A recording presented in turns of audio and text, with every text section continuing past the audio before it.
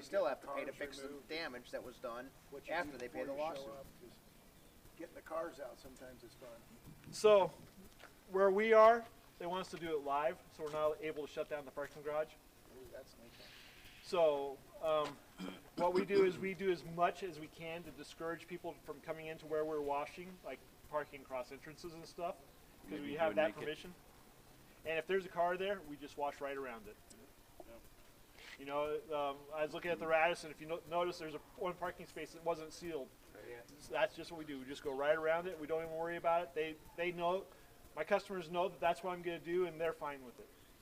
Yeah. You know, I might try and spray out underneath it, but. So you set the customer expectations beforehand. Well, yeah, we have to tell them what we're going to do, right?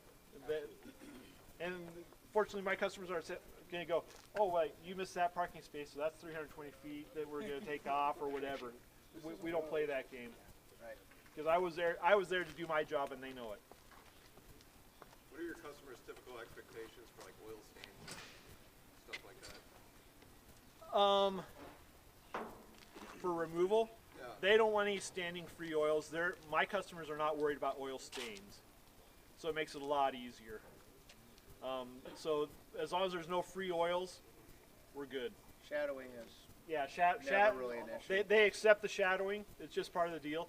But if there's pooling oil or there's grease spots, yeah, they want those gone.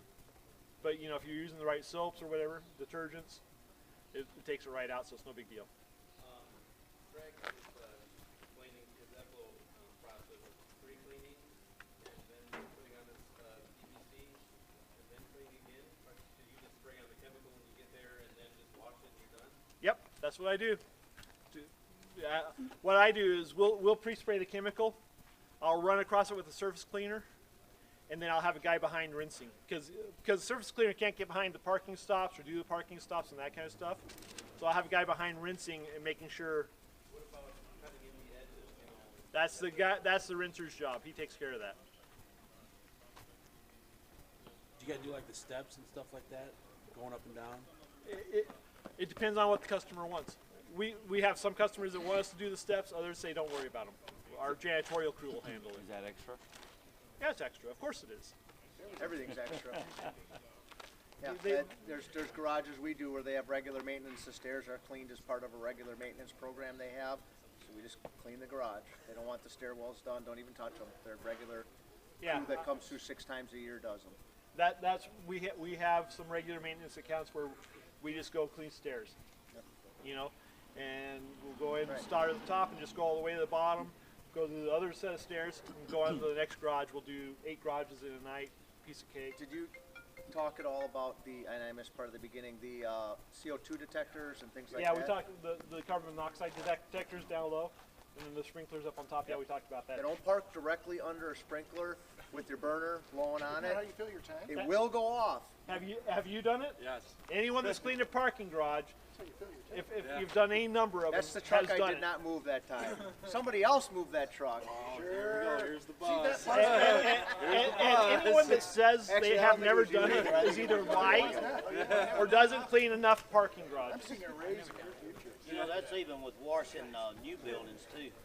Yeah, We did that last year. We washed they built a Yokohama tire plant, 980,000 square feet. All we washed was the beams.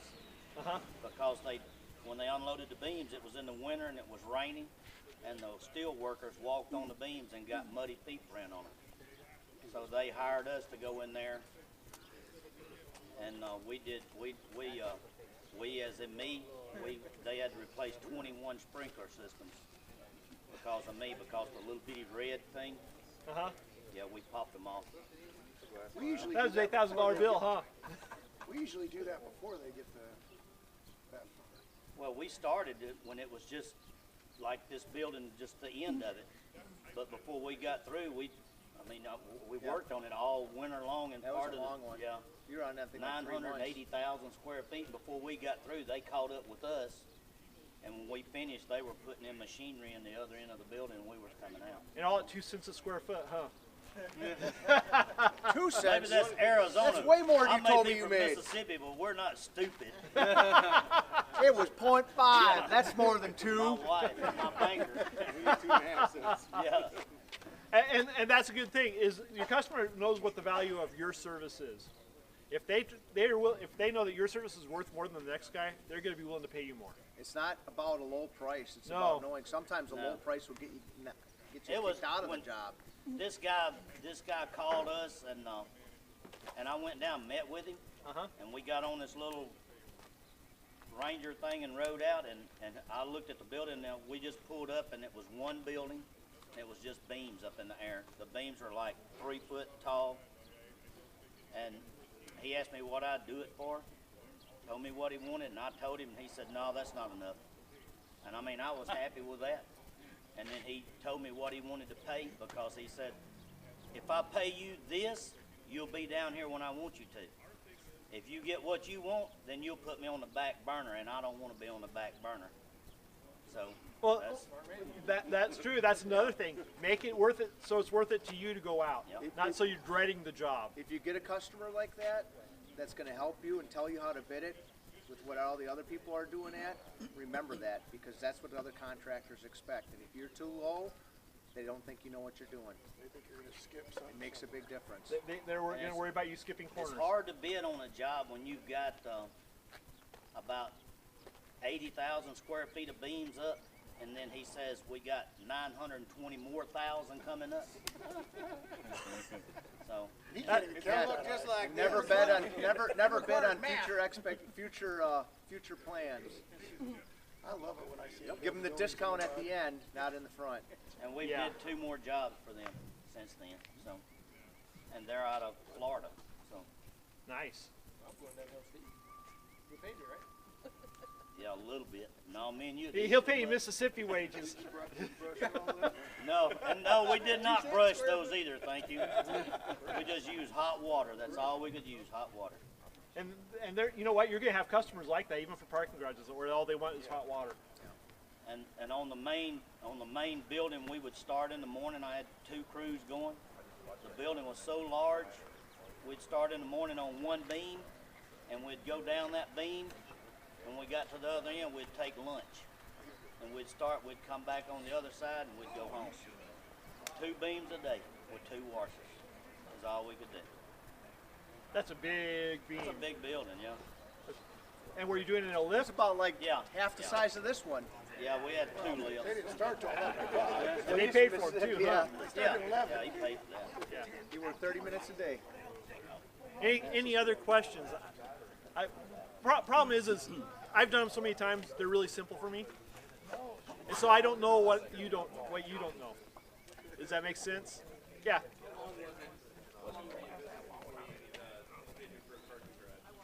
I did my first parking garage about 15 years ago. So I was had been in business about 10 or 11 years. And the first parking garage I did was 150,000 square feet, and I did it by myself, and I was lucky to get 20,000 square feet a night done. But they were thrilled because the previous contractor they had was going in there with a scrubber and would just go and scrub it, and that was Oh, it. surface, yeah, tenant thing. Yeah. And it was a ride-on scrubber. And so when I came in with a pressure washer, Night and day they were difference. thrilled. Yeah. I talked to Paul about this building because they sealed all the concrete. And they asked me if I would wanted to bid on it, and I told them I would. But I couldn't bid on that until I got through with this other job, the beams, because it was another construction company doing the floor, Right. you know? So they hired another guy, and I called Paul and sent him videos. They hired a company to seal this floor, and they had like several people, honestly, with brooms and mop buckets cleaning this was a construction site with mud everywhere, and they'd do a section just not very big at all every day, and then they were not there very long, and then a real company come in and, you know, so. Let's say you get a phone call, hey, can you do this? And of course you want to say, yes, we do it. What are the things you need to know so you can sub it out to somebody else? Like they're going to ask you, how long have you been doing this? I don't sub. I sub nothing. If I can do it, I tell them I can do it. If I've never done it before, I'll say, you know what? I've done something similar. I haven't done that exactly, but this has been my experience, and usually I'm able to sell them on that. You know, I found that being honest with them goes a lot further than trying to shuck and jive them and just trying to get the job. I'll tell them you got to do one before you can do two. You know, That's I'm it. willing to learn. I'll make you a deal. Yeah, I will charge you a fair price, you know, and this is what you can expect. You can expect me to try and do my best, and 99% of the time, they're thrilled with what I do. Because I'm a lot more critical of my work, just like you're probably a lot more critical of your work than your customer is. Except for Steve's truck drivers. Well, and Steve, period. Just don't go to the casino with him because you'll win money. But you got to put $100 in. Yeah, really. But really, for a new job, if you've never done it before, just be honest with them. Steve never cleaned building beams in a Never tire have. plant before. I never have, but the job was there, and I knew I could do it. So we did it. I mean, Yeah. yeah. Now you know. Now you know what you do different next time. I mean, you got to have friends in everything you Are do. you directing traffic or something, Ron? I was telling Look at it. bull around. Do we need to get you some flags? He looks like a safety code today, doesn't he? Give him a cape, he's dressed like a superhero. It's the new Prez. There It's the you new presidential go. outfit. Guy at the restaurant asked me if I was cold. Everybody's running around here with jackets on. Hey, are you proud of me? I'm not wearing a jacket. I know. You gotta be I freezing. feel good. Nah, I'm a Well, little bit there's no wind and the sun's on you, so it might help. Twice in the Yeah. sun. He didn't want to go in that Yeah, it's cold nice water. today. Yeah. Any other questions? I'm going to be here all day. If you have a question, come up and ask me. What, Ron? How important is containment when you're in these garages? We already talked about that. Where were you It- at? Here it again. Well, it depends. Basically, it's important. You need to make sure you divert and pump, unless you have an interceptor at the bottom of the garage. And then you need to get permission to make sure that it's okay for you to use that interceptor, and make sure that either they're going to pay for the pumping or need to know if you're going to have to pay for the pumping, so you can factor that into your price. Did I miss pricing? I didn't talk too much about pricing. And the reason is because every location is different. Pricing in New York is going to be different than pricing in Phoenix. You know? In Iowa, yeah. These guys that get 20 cents a square foot for cleaning concrete, I don't comprehend that. I have to deal with Ron, you know? Ron charges 0.1 cents per square foot because he's a lowballer. That's right. Yeah, you're gonna see anywhere from 2 to 70 cents a square foot.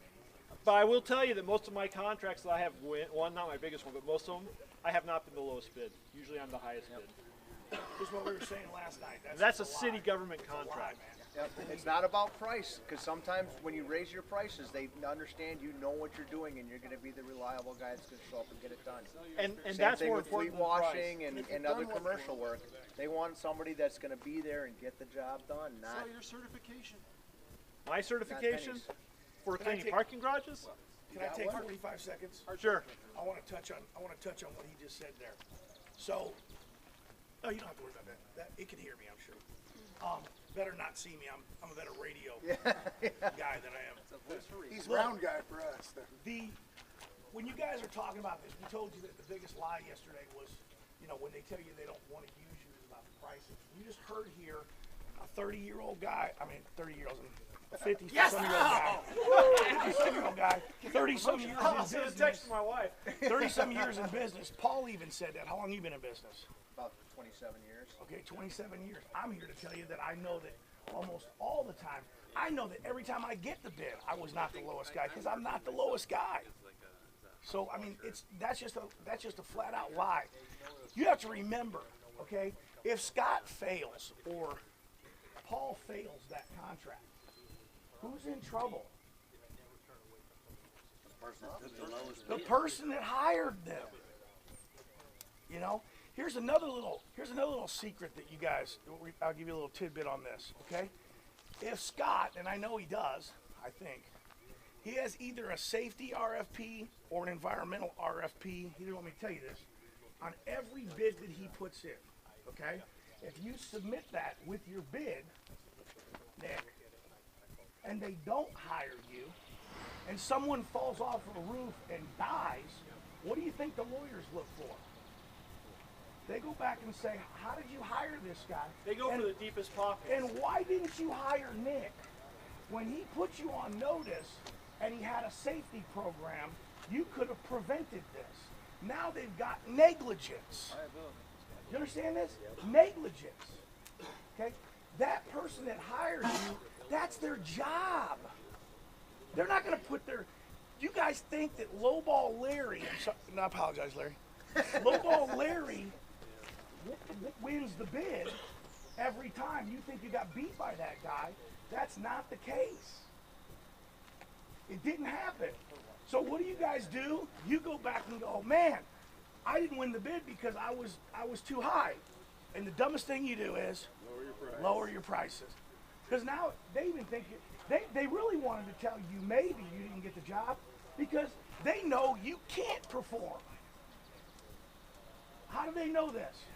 They've been doing this 20 years and they have a budget that tells them this is how much the correct pressure washing or cleaning is going to cost for the last 20 years. So if you come in down here, they automatically know you're not going to do the job like you're supposed to. They're just buying what, Scott? Time. They're just wasting money. But they're buying time. Yeah, absolutely. They know they're buying time. It falls under what I said a while ago about the guy with the beams when I told him what I would get a square foot, and he said, no, I don't want to pay that. I'm going to pay this because if I do, I know you'll show up and do the job. That's it. You know, when they're doing an RFP, they have a matrix of how they score things, and usually price is only about 20% of the consideration. There's 4 or 5 things that have a higher consideration than price. What's this RFP? Request for proposal. So you write out, tell them what you're going to do, how you're going to do it, and all that. One thing, you include different things in the RFP. You can include your safety program. Do you know what a BMP is? You better take your environmental man and learn. Best management practice. Yeah. If you don't have a safety RFP, an environmental RFP, most of these major companies and cities, man, they're not even going to look at you. I mean, they're not going to take the chance if he turns in a safety program or how he's going to handle an accident if it happens. They're not going to hire you over him. That's why he's getting more money. But there's actually training you can take on how to control traffic in a parking garage. And it costs you about $500. I've got the certifications. I can go out and shut down a road because I have the certifications to shut down the road. If I shut down a sidewalk, is it a $3,500 or a $5,000 fine? It's a $5,000 fine. $5,000 fine. I can't even shut down a sidewalk. Without permission from the city. I can't even be pressure washing a sidewalk technically without hiring a guy like him to engineer how they're going to divert the traffic. And the stupid thing is How it how all valuable comes in is a that? manual, and all you have to do is look at the pictures and it'll tell you how to do it. But you have to have certifications to be able to look at the manuals. So they get bids from guys that don't know this stupid stuff.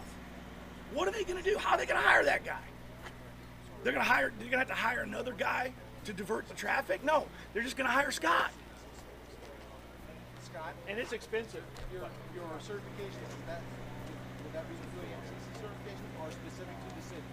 It is a national certification. I'm certified nationwide for traffic control. And every city has different What is ordinances. that from the UAMCC? No, it is from a national. It's a ATSSA. This is a way up stuff.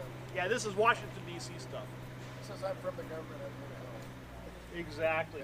But honestly, it helps a lot. It helps me a lot. It helps me get a lot of bids too. Close down a big city sidewalk and find out. Just go wash Yeah. on it one time, see what happens. Yeah, just go park your truck on it for an hour, and you'll see how much it costs you. And it's not cheap. You have to set up cones and divert traffic and put up barricades and everything else in order to be able to do it legally. Right now, we're in the process of painting about a couple hundred bus stops, and so my guys have to park up on the sidewalk. And literally, we've had them come up and say, "Are you certified? Or can you do this? Are you following the barricade manual?" Because every city has a barricade manual. And if my guys know what they're doing, they'll say yes because I've got the certifications. If they say no, then it's a huge problem. If they say yes, they go, "Oh, okay," and they just move on. It's silly. So since you have the certification, you can give them the information they need. Right. I'm considered the traffic engineer in the case that is able to divert traffic. They fall under your authority. Right, they fall under my authority. It's just like my contractor's license. They fall under my authority. But if they screw up, guess who has to pay? So, What? She is. the certification, every 5 years. You know, you get certified, you put one of these shirts and you just go stand out there and everybody thinks you know what you're doing. We wear those shirts. You've been to my place, No, I know, I'm just kidding, but and we're totally that's what you disorganized get. too, huh? Yep. Yeah, no, he doesn't have a business, he's not legit. I had to rent those trucks, by the way. Yeah, he rented trucks so we could take a picture. Does it look like this? Took the picture at the car lot. So who do you talk to at the city level to figure out how to get those? Is it The Better Biz? certifications, Or just like how, different cities have different ordinances that you're supposed to follow? Where do you, every city has their own traffic department. the Sometimes traffic department? sometimes it's falls under transportation. Sometimes it falls under PD, police department. It just depends on the city. My area is usually under transportation because I live in an area that has a lot of bigger cities. I didn't know if there was like a certain place that has all the ordinances listed. that Well, you- the transportation department will have a barricade manual that tells you what their guidelines are, and they'll usually say, and this is in addition to the MUTCD, which is a manual for uniform traffic control devices. And it's a book about that thick. So the Department of Transportation, you say? Transportation department. Yeah. And if you're friends with the contractor, he'll be able to tell you exactly who it is. Here's a man who knows all that stuff.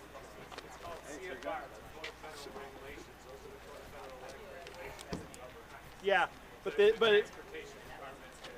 yeah, that's the federal guys. Right, but usually it falls under the MUTCD. Any other questions? Now that Ron's talked a lot of stuff and walked away. What'd you say the square footage for a parking spot was? 320 square feet of spot. That's a national Never had a standard. problem with it, but I got a heavy deal. That includes the apron behind it for the cars pulling But if out. you're like, if you're bidding a job, you don't want 320 square foot per. Well, parking if you're spot. bidding a job and someone calls you up and say, I have a 1,500 square foot or 1,500 spot parking garage because that's what the parking industry uses, you know it's going to be about 450,000 square feet. Actually, about 480. That's because you're talking times 320. Right. And that's pretty much the standard. Every once in a while you get something funky. Like they'll have a whole bottom floor that's empty, doesn't have any spaces on it. There's a garage like that right downtown Phoenix. But the standard is. And then when you're doing that, you got to figure out where the water's going. That's your Right, first you have to step. watch your water flow. If it's ramps, it's easy. If you have a flat deck and the ramps, because sometimes you'll have the ramps that go up and down, like this, and they're easy. But sometimes you'll have a ramp that goes up and a flat deck and a ramp that goes up, and they all have to go out the same way. Those are a little bit harder for water flow. It'll still flow in one direction. It'll still flow downhill. You got to go down to the bottom. Your first step is go down to the basement where all Right. the water drains Right. and figure out that point. Yeah, you need to figure out where the water's going to first, and then you can go up. But start at the top and wash down. You never start at the bottom and wash up. And then you probably got to figure out what ordinances there are for that water and how you got to get rid of it. If it's just going in the sewer and no one cares, Well, if it's going through an interceptor, no one cares. It's a piece of cake. Interceptor. and whoever runs that garage, It's just like they have in like a car wash or whatever, where it's 3 stages, and first the sediment filters out, the oil filters out, and the water goes into the sanitary. And that's okay too, for it to go down. Yep, that's what it's designed for. That's why they made it. and whoever you're talking to in the garage, they'll know if the water has to be reclaimed or if you can use that. No, No? not necessarily. You need to go down and find the interceptor. If there's an interceptor, then you need to talk to them about getting permission to use the interceptor. Because sometimes they'll say, no, we don't want you to use that because they don't have to worry about cleaning. But then you have to convince them that you'll have it clean. But when you say sweeper, you mean that's like someone comes in with one of the machines that sweeps everything? Just like a little sweeper down here. What if that there isn't someone that has that around to sub it out? Well, then you can either just go ahead and power wash it, which I have done before, or you can sweep it with hand broom, or you can rent a sweeper and haul it in. And then you charge. It charge was, yeah. What if there's no sweeper? You got car wash. Yeah, how much per bit? Quite a bit. And then would you do it floor by floor? With the sand and stuff? If you're getting a sweeper, I'd have The way they're balancing and they're pushing them all at one time, because there's not going to be enough sand dirt and grit build up in between to justify having to Beer come back out. So your best bet is if there isn't someone to sub out the sweep and rent a machine. it's probably That's something. what I do. And if you live near a major city, there's going to be someone that has a sweep. I'm not sure. Well, you know, every state has a major city. You know? Well, yeah, but you still have Des Moines. This city big enough that you have. That's like 5 hours away from me. I'm northwest now. Keokuk? Omaha. Omaha's 3 hours. Oh yeah, you're west. I was thinking east. But yeah, there'll be a bigger city somewhere around. Because that's probably, I mean, if I was going in to start building garages, there's probably people from Omaha coming in Sioux City. Somewhere in Colorado. So they have to, you know, put mileage and stuff on there. They have to pay for a hotel. We have a zero tolerance for dollars. All those things add up. All of them. How many parking garages do you have? If Sioux City has parking garages, there's going to be a guy that sweeps. I mean, that's just the way it is. And you hit up the property manager and start to get those jobs. Yeah, or the management company. So that's who you try to get into.